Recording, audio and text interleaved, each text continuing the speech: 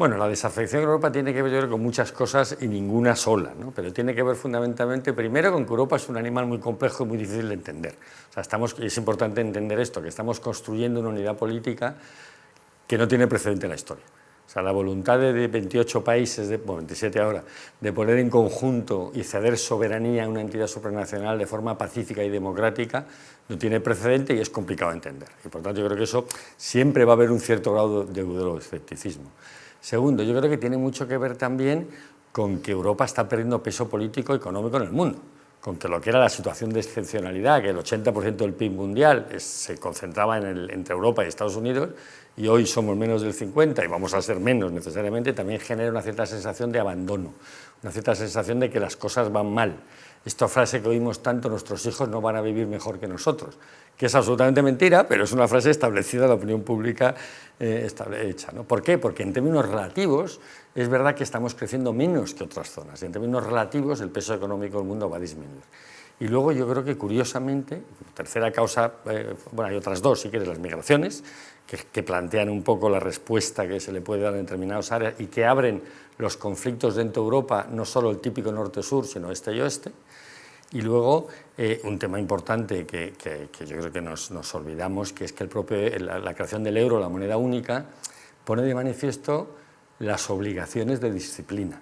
Hemos vivido la parte buena, el euro provocaba crecimiento, pero tiene una parte mala, provoca disciplina, y disciplina supranacional, de una entidad europea que no sabemos muy bien cuál es, y que no sabemos si tiene legitimidad política suficiente para tomar decisiones. Recuerda las imágenes que vemos en Grecia y cómo Europa le obliga a Grecia, a un gobierno soberano y democrático, a cambiar su política económica, ¿no?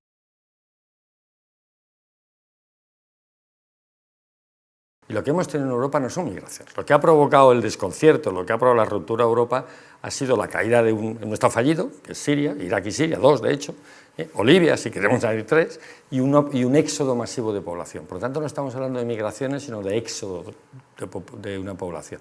Y las respuestas políticas ante eso tienen que ser completamente distintas. Y en Europa todavía no hemos hecho esa diferencia. O sea, no hemos hecho la diferencia de lo que es las emigraciones tradicionales, las que tiene Estados Unidos de América del Centro y del Sur, o las que tiene España y Europa del Magreb, que son migraciones económicas tradicionales que han de tener una respuesta política determinada, de los éxodos masivos de población, como corresponden a una guerra, a un Estado fallido, que requieren soluciones de emergencia, soluciones humanitarias, pero no son soluciones permanentes. O sea, no podemos pretender que 4 millones de sirios vayan a vivir en Europa permanentemente, porque ellos tampoco quieren. Entonces ahí se ha confundido y eso ha provocado, yo creo, un cierto crecer del populismo en aquellas áreas más expuestas a esos éxodos de población, ¿no?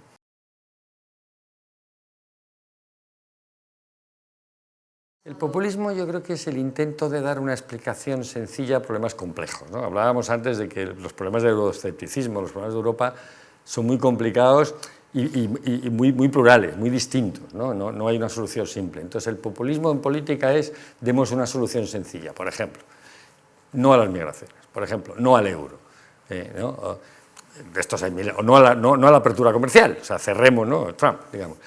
O la independencia de Cataluña, otra solución típicamente populista también, ¿no? Es decir, buscar una solución muy sencilla, una solución totalitaria, absolutista, para una pléyade de problemas microcomplejos que requieren soluciones complicadas.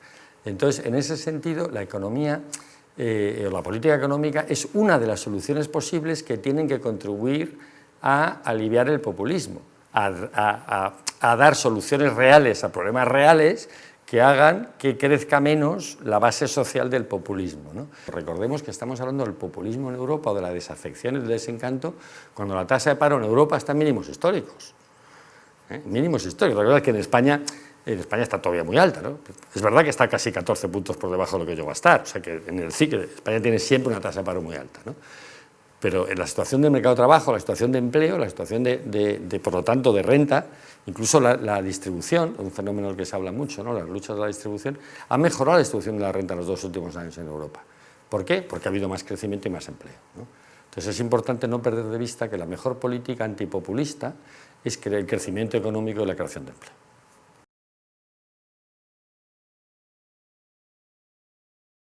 Yo creo que Europa tiene un problema de fondo de definir su institucionalidad. Lo decía antes al principio al hablar de las raíces del populismo, ¿no? Claro, vamos a un mundo en Europa en el que cada vez cedemos más competencias, más decisiones, más soberanía, por utilizar un término clásico político, a entidades supranacionales, a instancias europeas que no tienen ni cara, ni voz, ni en ese sentido, yo creo que es injusto decir, tienen legitimidad democrática, pero no son percibidas por la opinión pública europea como legítimas, porque no tienen cara y voz. Nadie sabe muy bien qué es la Comisión. No hay un gobierno europeo y, sin embargo, cada vez nadie sabe quién es el ministro del euro y, sin embargo, toma decisiones sobre los presupuestos de los países miembros y corrige decisiones tomadas por gobiernos democráticos y parlamentos soberanos, ¿no? Entonces, esta falta de institucionalidad política de la Unión Europea yo creo que tiene mucho que ver con el populismo y, por lo tanto, la receta más importante es construyamos, acabemos y completemos el edificio este que yo decía de que Europa es una unidad política sin precedente e incompleta. Cuanto más tiempo esté incompleta, cuanto menos clara sea la toma de decisiones en Europa, cuanto menos clara sea la legitimidad política de los actores europeos, más fácil es que cunda el desánimo, cunda el desencanto y cunda el populismo y pongamos en peligro este instrumento, porque yo siempre acabo con lo mismo. O sea, si Europa no existiese habría que inventarla, es la Unión Europea, ¿no? Con todos los problemas que tiene, con todas las críticas que yo mismo le puedo hacer a la falta de institucionalidad, pero si no existiese estaríamos mucho peor.